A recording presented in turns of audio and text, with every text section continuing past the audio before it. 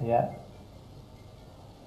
అంటే పిఠాపురం ప్రజలు డబ్బు కమ్ముడైపోయే మనుషులుగా, అంటే మనకున్న జబ్బు ప్రజలు కూడా ఎండి చేస్తున్నారన్నమాట అండి. పూర్వం పచ్చగా ఉన్నవాడికి లోకం అంతా పచ్చగా ఉన్నట్టుగా వారికి ఒక జబ్బు ఉందండి. ఆ జబ్బుని ప్రజలకి అండి చేస్తూ ఉన్నారు.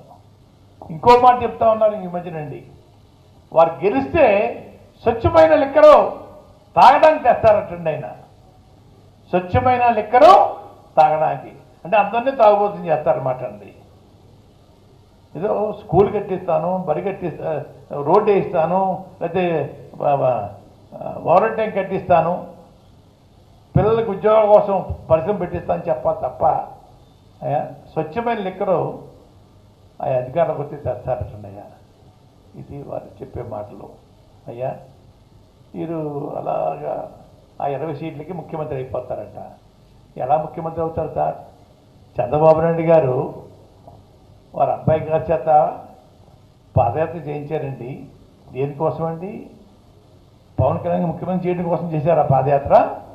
వారి అబ్బాయి గారి కోసం చేస్తున్నారు. నేను ముఖ్యమంత్రి ముఖ్యమంత్రి ముఖ్యమంత్రి చెప్పేసి తందానం తందానం తానా అంటున్నాడు ఆయన. అయ్యా అన్నా కూడా సిగ్గుపట్టలేదు ఆయన.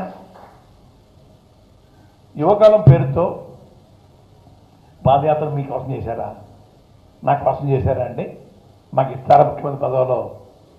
అయ్యా వింతగా ఉన్నాయి సార్, అసహ్యంగా ఉన్నాయి మాటలు. విన్నా కూడా గౌరవంగా లేవు సార్.